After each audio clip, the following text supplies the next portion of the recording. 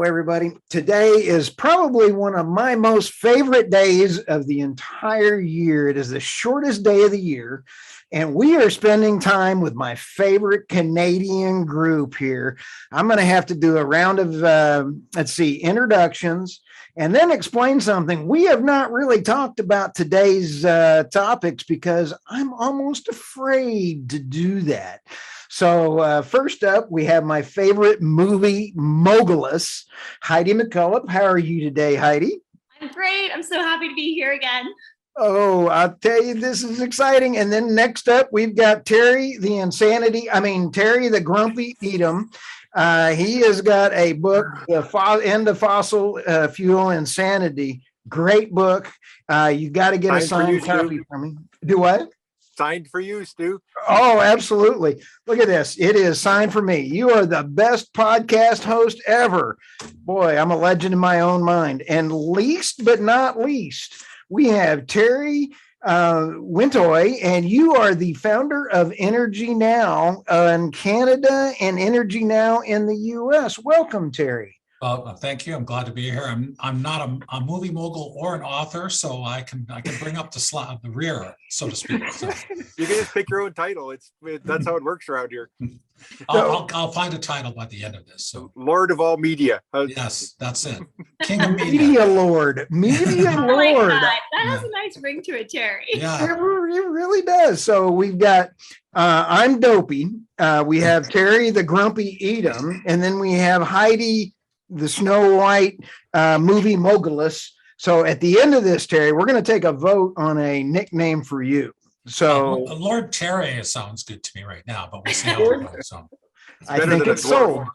I think Lord Terry, we're going to start calling you that. I think we just now dubbed you Dominus. Okay.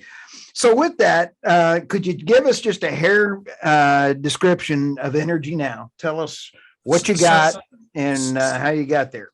Yeah, so Energy Now, basically, we started in 2014 to fill at that time what we thought was a void in the digital space. We still had, as you know, anybody that's visited a lot of trade shows and whatnot over the last, since about 2014, saw a lot of magazines, all sorts of things on the stands. And as you've also seen, a lot of those have disappeared over time. People have really grasped onto digital media. We felt that we could fill a void that was coming there. The other thing too is when we started the word Energy Now, we used the word energy because we also thought that there's going to be a transformation in energy over a period of time, which, as it's turned out, not that we're that smart, but it's turned out that it's really gone that way. So we didn't want to have to change our name at some point in the future. So we talk about all sorts of energy. We've set up platforms in both Canada and the US, as you alluded to. And, we just want to try to bring our audience a real good description of the news on a continual basis. And so we've got websites, we've got LinkedIn and daily emails on both sides of the border. Sounds great. And so anybody can reach out, and I'm assuming you take advertising dollars since we're all capitalists, right? Yeah, well, we'll take any money that you've got. I'll even give you my GoFundMe account if that's necessary. But you can go to energynow.ca in Canada, energynow.com in the States, and sign up for our email, and it's free, and go from there. Oh, sounds fantastic. And I'll tell you what, I'm not sure how I want to open this up, Lord Terry, because when we open this up for discussions, I'll throw it to either Heidi or Grumpy, and we'll sit down and go, okay, what got you all worked up this week? And I'm not sure even how to begin this, but I'm going to go ahead and throw this over there to Heidi and say, what got you worked up in the energy industry this week? Well, actually, I have a pretty interesting story. It's not really so much to do with the industry, but it was a personal thing. So I was scrolling through my Instagram. I actually told Terry W this already. I phoned him up today to rant about this. So I had a pre-rant with him, but it was really interesting. So I was scrolling through my Instagram, and this guy said, he shows an Alberta license plate, and he just moved here from the Maritimes. And he goes underneath his caption, "Does this mean I can vote and destroy the environment and lessen women's rights now?" What? Yeah. So wrap your head around this. So this individual moves to Alberta and gets an Alberta license plate, because obviously you have to switch over. And in that process, he decided to put on his Instagram that Albertans are destroying the environment and lessening women's rights. And I thought to myself, it took me a second to look at it. And I was like, is this for real? Like, I cannot believe this. And then I stopped and I thought, like, I've been out here for almost 8 years now. So I dove into my computer right away and started writing an article about this, because it is so important that other Maritimers like myself and across Canada really understand, first of all, that we're not destroying the environment, which I'll preach to the end of my time. But also, I'm a woman, you're a man. How can you speak about women's rights? And I was really, really offended by that, because I have never been disrespected out here. If anything, it's complete opposite. Like, I've started my own company because of the men in oil and gas that have mentored me and have given me an independent voice and an independent perspective. Yep. And I just thought, this is getting outrageous. I mean, I'm so sick and tired of hearing these discrepancies, and to have this really, really aggressive tone like that and be totally normal on Instagram. And I bet no one even really blinked an eye about it. So that has been my go-to mission for the last day and a half. And I phoned Terry right away, because I said, I'd really like to post it on Energy Now, this article, if it's available, and kind of finish it up, because I was floored by the emotional response that he probably got. Was, again, like, probably nothing, because he didn't take it down. And it was kind of interesting. Yeah. Lord Terry, we also have to have a meeting up there in Calgary. We've got to go have beers, and we got to sit on the porch and then throw rocks and eggs at people that do these kind of things up there.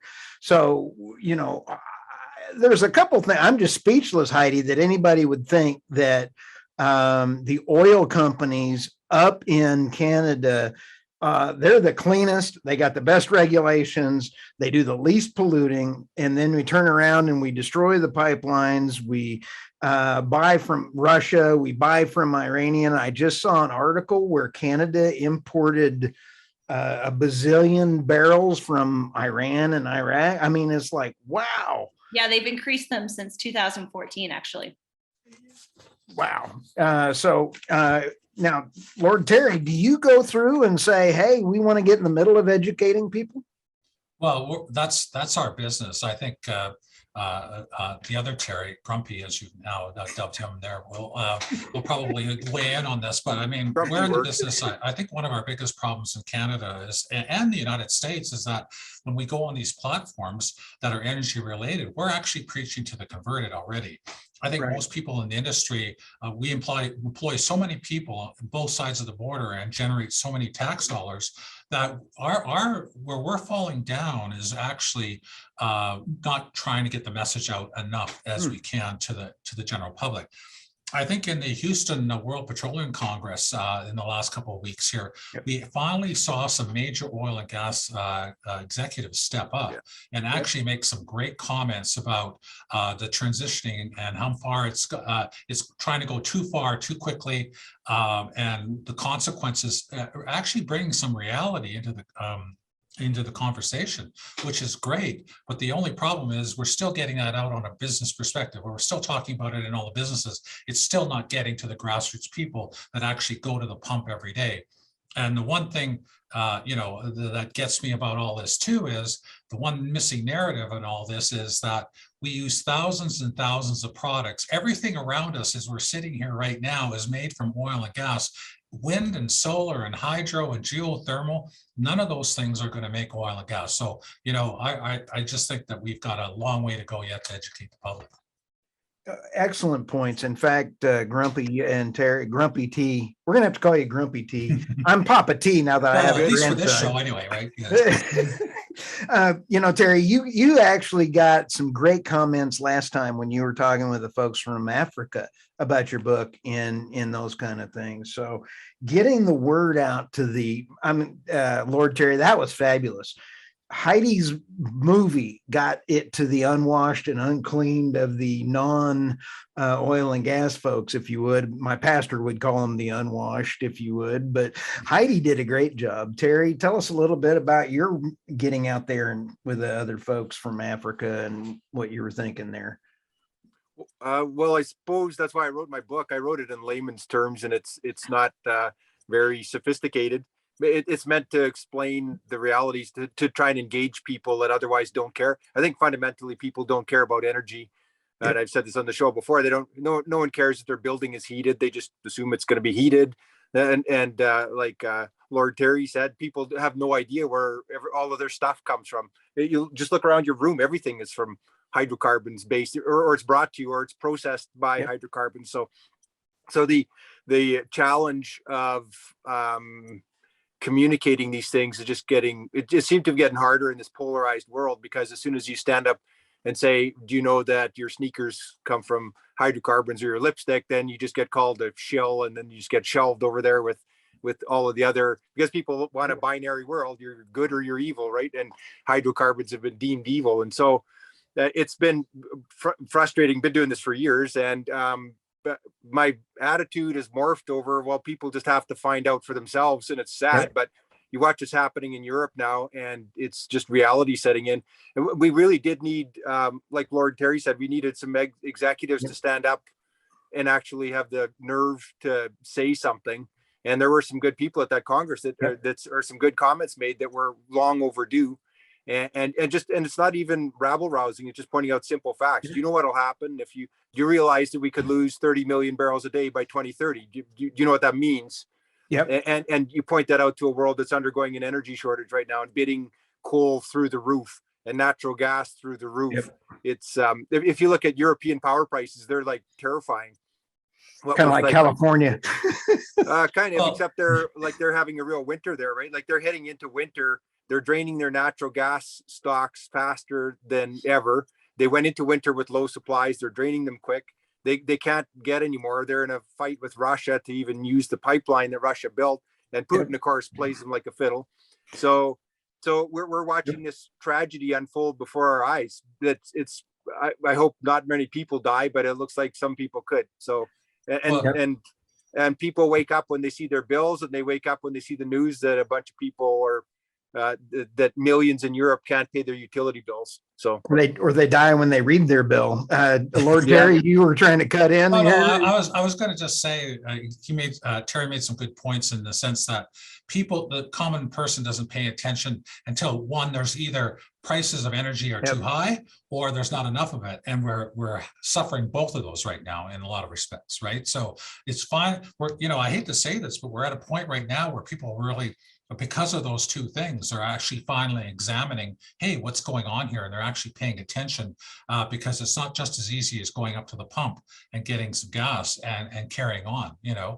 We both live in great big countries, the United States and Canada. And to be quite honest, I've said this to Heidi and others, is that I traveled right across Canada this past year.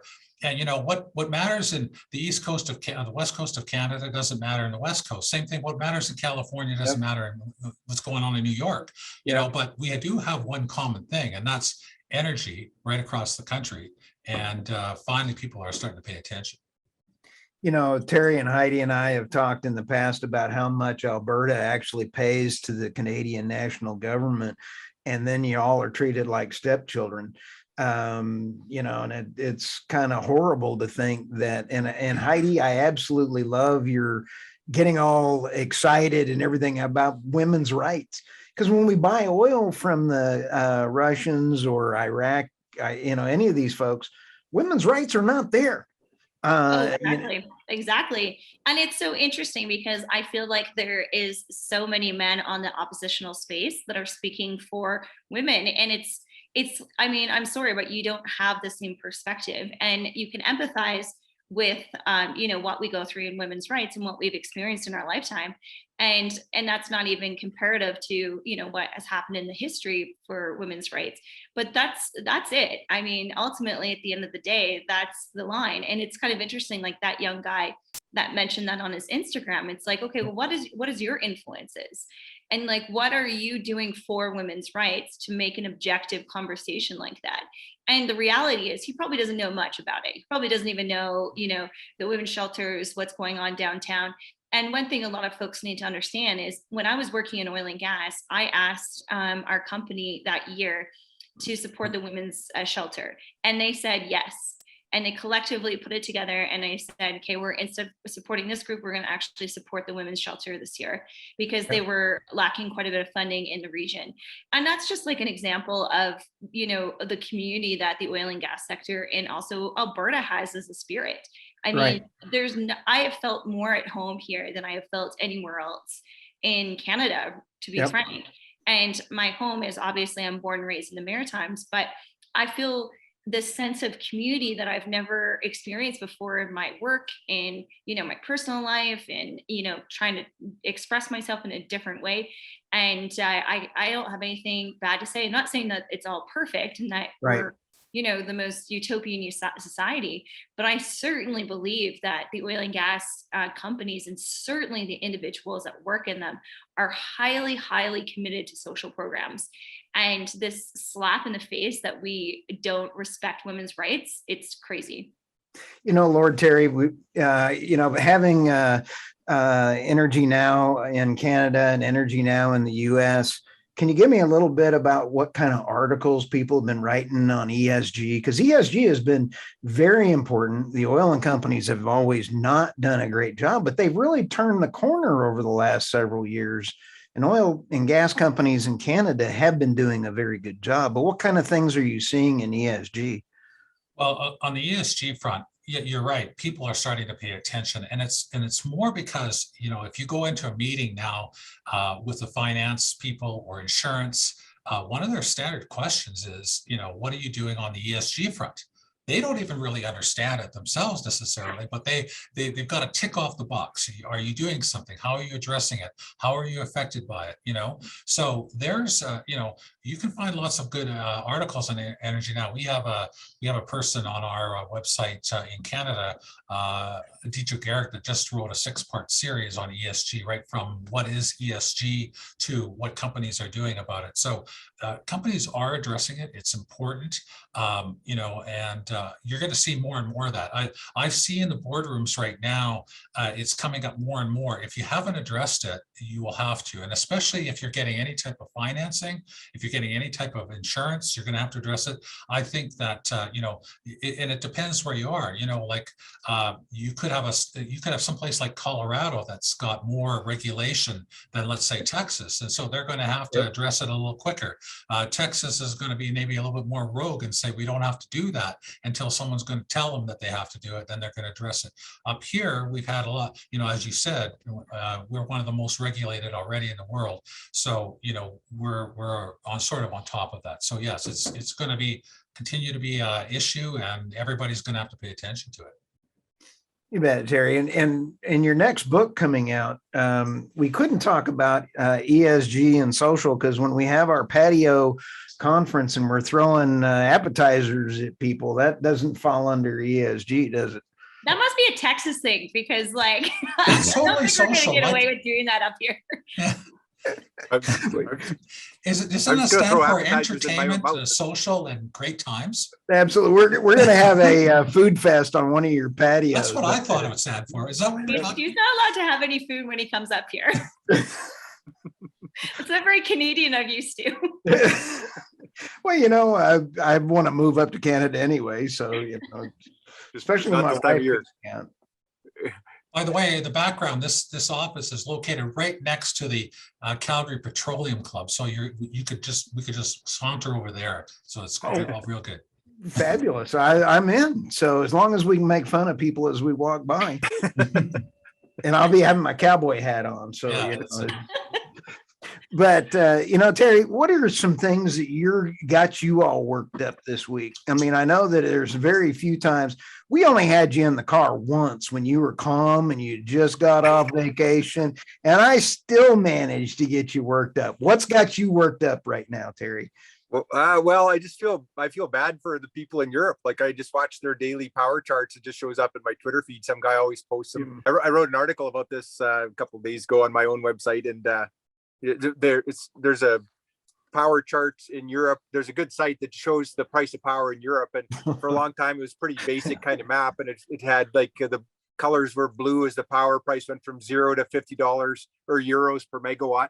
Right. And then they started changing colors when the price hit 100. They started to get kind of red and angry looking, and then the price went to 150 and it's pink, and then it hit 200 and then $300, and then eventually the whole map just went black because they're out of colors, and the prices are like over $400 per euro now. So it's like, it's terrible. So I guess that has me worked up. I was impressed with your Senator Manchin Isn't that great? down, standing up against that bill. And it's too bad. I know how your politics works a little bit, where you have a bunch of good things and a bunch of bad things that they try and jam through at the same time. So I'm sure there were some very good things in that bill, but it's just, there's somebody has to just put the wheel in the spokes on this madness of going as fast 100 miles an hour into a brick wall instead of 50. So and there's so much porculus, which is a technical term, porculus. I mean, there's pork and then there's porculus. I'm looking that up right now. I'm not really sure what that is. I know. I'm like, wow, you guys are way too smart for me. No, porculus is he's a nephew of Hercules. So, I'm just kidding. There's so much nasty crap in there, Terry. I mean, it's horrible. What kind of in my articles? No, not your art. I like your art. I copy all your articles and then I publish them out as my own. I don't have an original thought. I need more kind of things. So yeah, you're commenting on his decor there for a minute or something behind him. No, I usually pick on him. That's his kid's bedroom. So I just want to leave that alone. I'm gonna make a snappy sign for my background with like a Grinch on it or something. So with the one thing that's good about these discussions is that Heidi always brings in a human perspective, because she thinks about the repercussions of what we do, and it's always a good reminder. I would have seen a comment like that idiot posted and just kind of blasted on by it, but it's good to stand up and call these people out.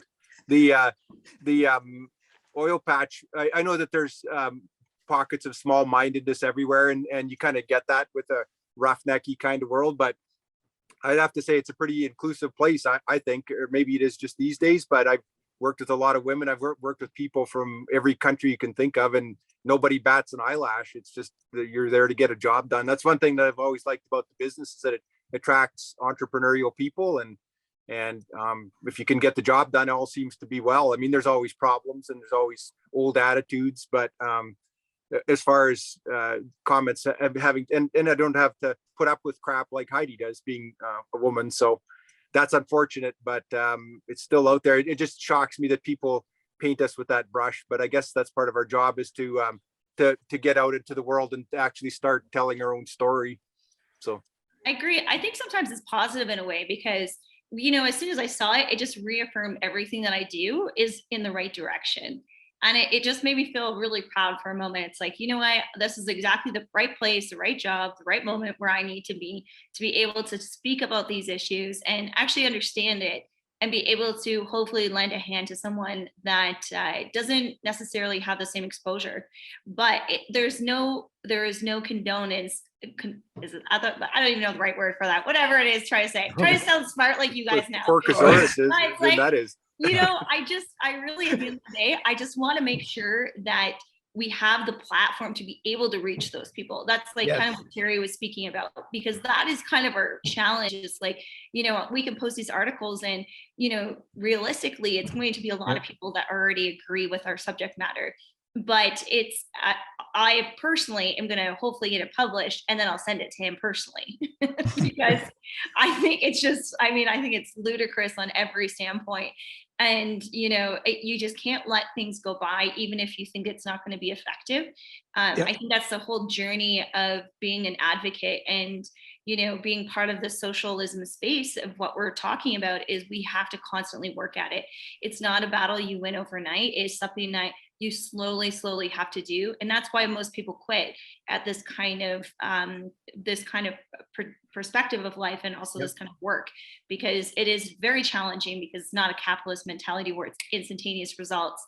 and X equals this, it's very difficult to prove our growth. But looking at Terry W's, Energy Now, they do such a phenomenal job, and they support people like me and Terry Etam all the time in our work. And that's really where that communication and that community comes in. And it's so binding, no one's going to break that fold, and no one's going to go against us internally, because we've already made our own voice and our own value center. Well, one of the things that we found that, which is kind of interesting over the last couple of years, is that we've had the support. Actually, women have stepped up more than guys have in the last couple of years in all sorts of roles, from advocacy to senior roles in organizations, and just being more vocal. It's been very, very impressive. I've said this many times. We've got a great group of women on both sides of the border. We have the Women in Energy organization up here that are actively supporting energy, getting involved in their comments and all that sort of thing. So we've got a great, we've got probably one of the strongest, both sides of the border, women in energy in all the world that are involved in energy. So it's great to see. Well, it's a good thing Terry was gone, so that we could, while he was out, we made some serious jokes about him, because when he was on, when Greg McLean was on, I really enjoyed him as a political figure. I was stunned at how well and how articulate he was. Not only was he a businessman, but he was well articulate, and he was educating me as well as educating any of his constituents, as we say in Texas. It's a constituent, not a constituent. Never mind. Okay, but you sit back and go, what is the toughest challenge? I'm going to throw this out to everybody. What's the toughest challenge? We've got to get those educators out there. Heidi will take a bat and you'll just beat them upside the head. But what do we got to do different? What's different that we got to get our word out there? Boy, let's all answer that one at the same time. Well, this one, for me, this is kind of jumps into my, what's been irking me lately, but it's kind of starting to come around. You got politicians that are really focused on the vote as opposed to focused on what's good for the country. And you had Jennifer Granholm, the Energy Secretary of the US, come out last week and finally say to the industry, look, we want to work with you guys. Hey, go out and hire some more people, employ some more people, get some rigs started up. What she doesn't understand is that if you're on the other side of it, you're talking on both sides of your mouth, and on the other side of it, you're trying to eliminate investment in the industry.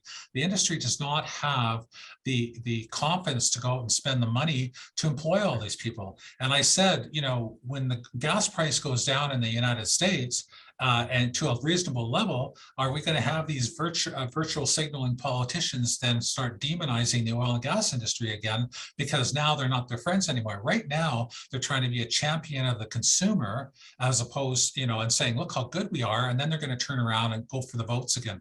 So my thing is look, we've got to be more vocal to our elected politicians. We elected them, we're paying them. People forget that, and all of a sudden they get elected. Up here in Calgary, we elected a new mayor that all of a sudden her first thing out of the gate was a climate emergency, when we had a lot of other bigger emergencies rather than climate. We're trying, we have homelessness, we have a lot of the other issues that everybody else has. But we have to get more involved in actually reaching out to politicians and letting them know that, you can't just take us down a path we're not ready for yet, right? And that's exciting. Those are some great points. When you sit back and think, politicians are not exactly the brightest people in the planet. Except for Greg McLean. He was a businessman. He was a businessman before he went in. And Greg is a phenomenal politician. He really is. He's one of the best. And I'm not real politician friendly these days. I'm not a fan of many of them, but I'll tell you, Manchin, I got to hand it to him on standing up against the Porcupine Bill. That is incredible. We got to quit spending money. That's how inflation happens. Let's take care of the people and everything else here. so we've solved the world problem. We see that, is there any way that we can, pipelines, when Biden came in, he killed the pipeline in day one. Now they're talking about putting sanctions on Putin after it's already been built on Nord Stream 2. They're a little late on that. But a pipeline is a bad thing if it's a good thing if it's somewhere else, and it's a bad thing in our country. Go figure that one out. I think all in all with politicians, which is kind of interesting, just what Terry was speaking about our city mayor. I think what they usually do, which is just the flair of getting elected. It doesn't matter what side it's on. Kenny did the same thing. Our premier out here, they just come out of the gate smoking hot, and they'll drop the craziest things in the media, and then they're like, poof, they're gone. Then you don't hear from them for months. Like, it's kind of the same thing that happened with our city mayor. I mean, we really haven't heard that much public information about her. I mean, correct me if I'm wrong, guys, but it's like she came out super hot, made that climate crisis comment, and then she just went back into city council, and that's it. And our premier kind of had the same tactics. We see this every single time politicians get elected. They're doing that to solidify that they won, and this is why you voted for me. Congratulations on the vote. And then they completely do opposite things. So I really don't think it matters what side of the coin they're on. I think they play the same game, that they're not thinking about longevity, and they're not thinking about working together, because if they work together, then that would mean that they would have less waste and less money wasted overall. And that really is the problem, is that when one government switches to the next, is that some social programs and some programs that are implemented technically by the Liberals are not the worst programs in the world, or the NDP. And then if you switch over to Conservatives, they're going to hosh-bosh all of that, even if it was good, just to say that they put their name on it.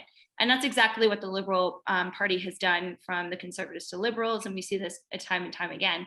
So there needs to be some kind of a policy that stands where Canadians can have a direct conversation with politicians saying, like, no, we do like this, make it stay, you can improve it, but this is actually the core of what we're trying to achieve. Stu, you'll find this maybe amusing. We had a former environment minister in Canada who was caught in a bar on tape saying her policy was, if you say it enough and loud enough, eventually people will believe you. That is her political mantra. And that is also the mantra of the Liberal Party of Canada, which is, if you say it loud enough and you say it enough, people will believe you, no matter if it's true or not. And it got all sorts of, it's the same thing that happens in the States, right? Yes. You've got all sorts of things going on. You got the governor of Michigan trying to kill Line 5. There's that old thing, the vocal minority. Well, the vocal minority has votes too, but the problem is, and they want to grab those 10% or 15% of those vocal minority votes. So let's shut down Line 5. Let's shut down the Keystone XL pipeline. Let's do all these things. Let's kill the oil and gas industry. Let's stop all the leases in the United States. Let's do, and then all of a sudden someone goes, all of a sudden it's like that recording, when the record stops, you hear that big screech, then it's like, wait a minute, like this. I just thought that was Terry Etam talking.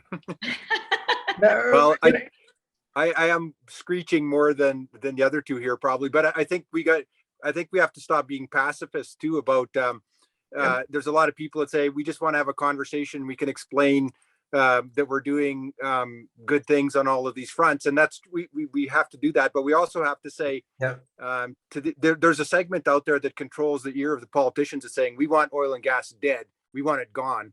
And they're the ones that are driving these ludicrous policies. They're the ones that are blocking pipelines. New York State is on the verge of running out of natural gas because they can't get a pipeline built from Pennsylvania, which is next door, which has the biggest reserves in the world. And it's ludicrous because you have if you have this apologist tone of, well, we're oil and gas is bad, but we're doing all we can to minimize our footprint. It's like, no, you got to stop that nonsense. And you have to say, do you want a way of life or don't you? And that this is where it comes from.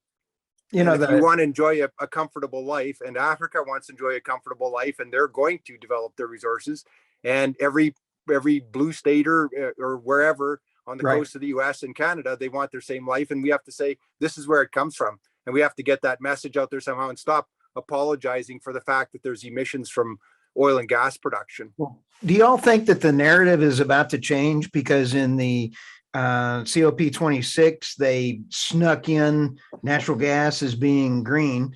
Bloomberg put out an article saying that France is now saying, and Germany are saying nuclear is green. And then in the infrastructure bill, they snuck in natural gas is green. Do you see any kind of hope in the narrative changing? I do. I think that those are all big deals. Like because they've been the people that want oil and gas dead. They just like fossil fuels is the bucket term for them, and they just want them all gone. Like Sephora Berman, a famous activist up here in Canada who pulls a lot of chains around the world, has started what she calls the fossil fuel non-proliferation treaty. And her and her group went around, Michael Mann from the University of Pennsylvania and Bill McKibben and all these guys. They tried to get all these countries to sign up to it, saying we will not proliferate fossil fuel development. And the UN got the International Energy Agency to say in their report, yeah, if you want to be a net zero 2050 timeframe, right, you have to stop all oil and gas investment. It's just nonsense. And you can't stand up and say, well, we're going to minimize our scope 3 emissions. We're going to do all we can on scope 1 and scope 2 and then work on scope 3 and then everybody will be happy. It's like, no, they want you dead and you got to call them out for it. So it's good to see that natural gas being included because it's an admission that it's a requirement. So where do you guys think gas prices and oil prices are going to be in 2022? Go ahead, Lord Terry. Well, I think it's going to be pretty close within a range, kind of in a range that we are now.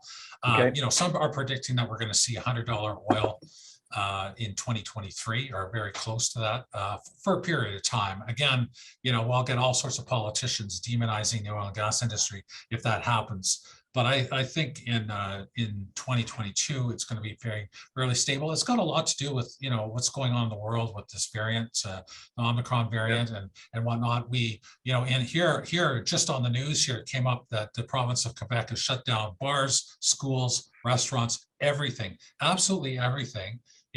I'm traveling to Texas in a few days and I'm going to where everything is open and there's no mask and everything else. So, I mean, there's all sorts of different things going on. That's to illustrate how different people are treating things around the world. So I think that, I still see it in a range somewhere in the oil in a range of sort of like $65 to $75 in 2022. Okay. Nothing drastically down. Kind of stable. Same thing with gas. A lot of it's got to do with the weather too, but I think we're going to be fairly stable. I just don't see anything really, I don't see anything one way or the other that's going to be too drastic. How about you, Heidi and Terry? Yeah, I agree with that. I think a lot of it is COVID dependent. I think that's the biggest question mark we have for the international community for energy demand is that, especially in Canada, are things going to get shut down? So me traveling home, hopefully in a couple of days for Christmas, I don't even know if I'm going to be able to get across Canada at this point because there's so many issues right now. And going into my hometown in the Maritimes, it's really difficult. And there's a lot of stipulations getting into there. So, and this is after everyone is mandatory double vaccinated, right? So this is not just saying, no one's been vaccinated, everyone's been double vaccinated. Some of them have been triple vaccinated at this point. We have COVID passports up here. So we have a barcode that allows us to travel into, cross provincial borders and also into restaurants and bars and what have you not, whatever you have to do. That's a non-essential, aka the grocery store. So, I mean, this wouldn't go over in Texas. I know, like right here, there's a barcode here that we have to show into every restaurant if we go into, and they scan it and they say, you're okay, So, I thought that's just because I'm a good person, but apparently it's because I'm also vaccinated, so. Yeah, and these are the challenges though, because there's no clear vision. Again, I mean, this is how many lockdowns we've experienced up here. And typically what has happened in the past over the last 2 years is Quebec goes into lockdown. Ontario is usually first. The Maritimes usually follow. And then after that, the West follows. And then BC follows right after that. So we have a very, very clear distinction that we're probably going to head into another lockdown up here. And then what does that mean for the future of Canada? What does that mean for our small businesses? I mean, the problems are endless, and it all comes down to the same problems. Like, there's no clear vision anymore from our federal government and from Canada as a whole. We are walking around with a chicken with our heads cut off right now at this point, and everybody's getting frustrated because Yep. there's no clear path. It's like, well, what's it going to take for booster shots for us to be able to see our family at Christmas time? I mean, it's just, there's, again, and this does go into our conversation about energy, because we are all in this together. We're all dependent on it.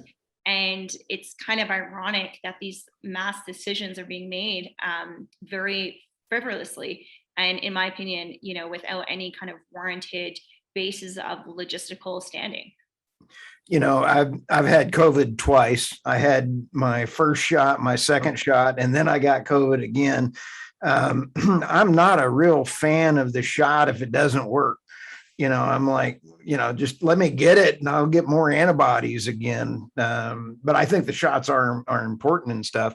I'm a little bit more bullish also, though, on prices, because Saudi Arabia has come out with their budget, and they said they need, my calculations in crayons, they need $125 to $135 oil in order to make their balanced budget. Russia just put out that they're going to have another 1 to 2% of their energy exports is 35% of their GDP. They're going to increase that by 1 or 2%, and that means that they need higher prices. Yeah.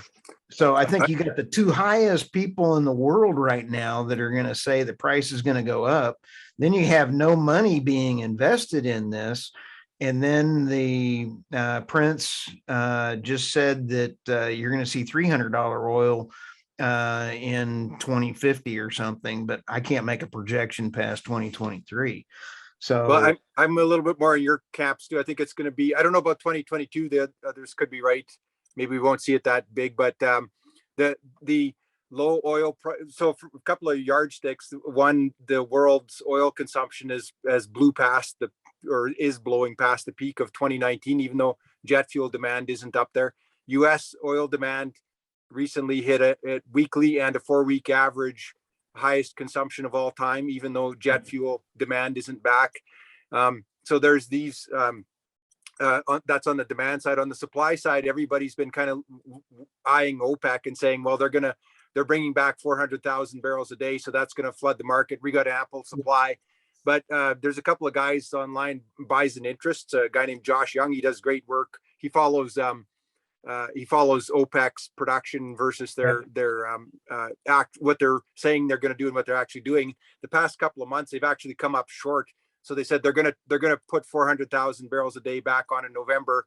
They actually only put on a fraction of that, and a majority of the countries cannot hit their output targets. Right. And if you can't hit output targets when oil's at $70, $75, you probably don't have a lot of dry gunpowder left. So I think that could be a bit of a wild card if that turns out to be the case. So, and then over time, there's going to be a cumulative effect of this lack of investment, and it's going to start showing up. We've been masked by the US shale boom, which is big, but it's not globally big. 7 million barrels a day or something come out of the US shale. Yep. Which is 7% of US production. So if the rest of the world is declining at 5%, that's 5 million barrels a day that disappears every year that needs to get replaced. And with money drying up, at some point it's going to get ugly, but then it'll be offset by demand destruction. And then natural gas is even more interesting. If we weren't so constrained in North America, if we had proper LNG export facilities, the ratio of U.S. natural gas prices to the European benchmark and the Japanese benchmark is 10 to 1. It was 10 to 1. It's actually more than that now. It's probably 12 to 1 almost. So they're getting 12 times as much for their gas in Europe and Japan as we're getting in the United States and Canada. And Canada's, of course, even lower. We're probably like 15 to 1. So, and that's incidentally, Greg McLean published this stat, but I don't know where it came from, but and I saw ResourceWorks did too, that we're leaving something like $40 to $50 billion on the table every year by not having our LNG facility going. Yep. And the U.S. just hit a new export record for LNG. And so somebody's making a fortune there, and you're going to see a lot more terminals. So if we ever get linked to global natural gas prices, we're going to be paying a lot more for our gas here in North America too. So, but I don't know when that'll happen. So, But boy, what do you think about exports, Lord Terry? Well, exports, there's there's two parts to that question. Number one is, again, Jennifer Granholm in the States came out and said, we're not going to end exports of oil and gas from the United States out. I think, there was some talk that they were going to end those, which is interesting because Obama actually brought those in. Right. One of the people that are trying to limit oil and gas actually was one of the, was a person that actually brought those in. So that's good. We continually have an issue in Canada, with our pipelines. One of the reasons that we want to have pipelines, as we all know, is our major customer is the U.S. So it's just like in business. If you only have one customer, you're exposed, and it's pretty basic, right? Pretty basic business. So it only makes sense to have pipelines go to different parts of the world and export. As far as, I don't even think we could spend another hour on here just talking about why we don't have a pipeline going across our own country, supporting that, we're just looking for experts. We have the Coastal Gas Link that will be, I think it's about 55% done. I can't remember, Terry, maybe but I can't remember, the Trans Mountain is going to certainly help. I think that's about 60-70% done. But we're near nothing like the States. They talk about canceling Keystone XL, but you guys are building pipelines all over the place. You have no problem putting a new one out there. Oh, but there's also the fact of how easy politicians get cross-threaded by imports and exports. Like the idea of they don't even, like, Granholm doesn't even know what she's talking about, just know the U.S. consumption statistics. But I just pulled this up here, and I learned this myself. I don't know everything by any stretch, but the U.S. actually imports over 500,000 barrels a day from Russia in 2020. So how many people know that, right? So the U.S. has a surplus of light crude, and they have a demand for heavy crude. So you go ahead, ban exports, and you'll back up a bunch of light crude into the country, and you still won't have enough heavy oil. So it's not as simple as people make it out to be, that you just like turn on or off a tap. It's a complicated business. It's all interwoven globally, and it works. It works because oil can move.